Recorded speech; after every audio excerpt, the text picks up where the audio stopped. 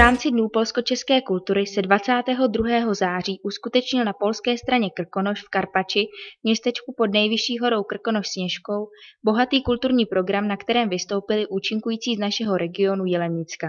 Celý program přilákal značné množství diváků a posluchačů nejen z Karpače, ale i z Kovar. Vystoupili muzikanti, zpěváci, tanečníci a hudební skupiny.